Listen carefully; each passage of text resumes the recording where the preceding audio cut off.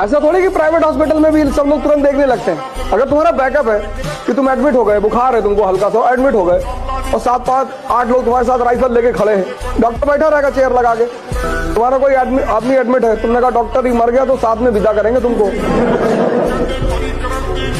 अरे नहीं साहब, हम अपनी जान निकाल के डाल देंगे, हाँ तुम्हारा गारंटी है डॉक्टर।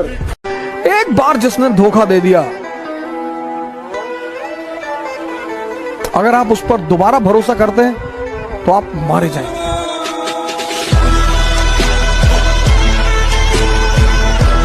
जिसने इस देश में आईएएस की तैयारी करी वो 20% समाज में ऊपर चला गया, जिसने प्री निकाला वो 40%, जिसने मेंस निकाला वो 60%, और जो इंटरव्यू क्वालिफाई कर रहा है वो तो 80 में है ही है।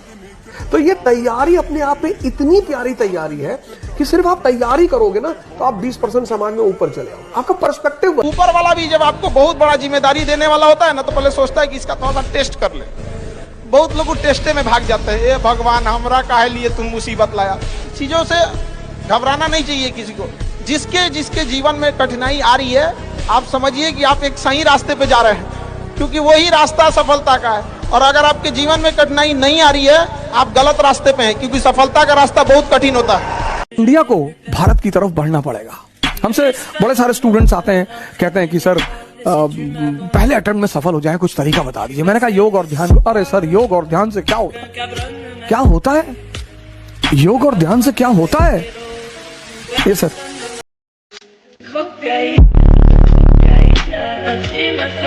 अगर आप सक्सेस हो जाओगे ना, एक अच्छे पोस्ट पे पहुंच जाओगे, तो कोई लड़की भी आपके लिए अपने माँ बाप से लड़ेगी। आपको क्या लगता है, बेरोजगार हो तुम, 2 महीने का खर्चा नहीं उठा सकते हो, फैमिली का खर्च नहीं उठा सकते हो, तो तुम्हें क्या लग रहा है कोई लड़की लड़ेगी अपनी फैमिली से? तो जिसके लिए तुम सैड सॉन्ग सुनते हो, जिसको तुम बोलते हो कि बदल गई, ये हो गई, उसकी गलती भी नहीं। गलती है तुम देर से कामयाब हुए। जितना जल्दी कामयाब हो उतना ज्यादा अच्छा रहेगा। जितना देर से कामयाब हो गए, बेचारी क्या करेगी सजा। आज हम लोग क्या है, सब एक इजी सक्सेस ढूंढ रहे हैं, इजी। कल एक में तो शाम को हमसे कह रहे थे यार तुम कैसे परिवर्तन किए। हम कह तपस्या, तप, टेम्परेचर, किसी भी चीज को, अब ये लोहा है, इसको हमें बदलना है, तो अगर इस लोहे को हम ठंडक में रख दें ऐसे ही रहेगा।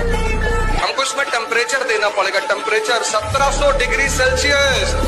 जब व्यक्ति खुद को टेम्परेचर देता है, यानी तपस्या करता है, तब उसमें परिवर्तन आता है। एक जिला छोड़ के दूसरे जिले में जाओ तो आदमी थोड़ा नॉर्मल हो जाता है कि हाँ ज्यादा मत बोलना। एक स्टेट छोड़ के दूसरे स्टेट में जाओ तो और नॉर्मल होना पड़ता है। महाराष्ट्र की तारीफ करनी पड़ेगी, नहीं तो बाहर कैसे जाओगे। एक कंट्री छोड़ के दूसरे कंट्री में जाओ तो उस कंट्री के बारे में बोलना पड़ता है कि पाकिस्तान वेरी गुड कंट्री, दुनिया में इससे अच्छी कंट्री है ही नहीं। खूब तारीफ करनी पड़ती, वो भी कहते इतना नहीं है, नहीं इतना ही है। 2 ही चीजें इस धरती पे कीमती है, सिर्फ 2, बाकी कुछ कीमती ही नहीं है। जो आप ले ही नहीं जा सकते वो धन ही नहीं है। इस धरती पे सिर्फ 2 चीजें कीमती है, एक सांसें, एक समय। क्योंकि दोनों अगर चली गई तो फिर लौट के नहीं आ सकती, कोई रास्ता ही नहीं।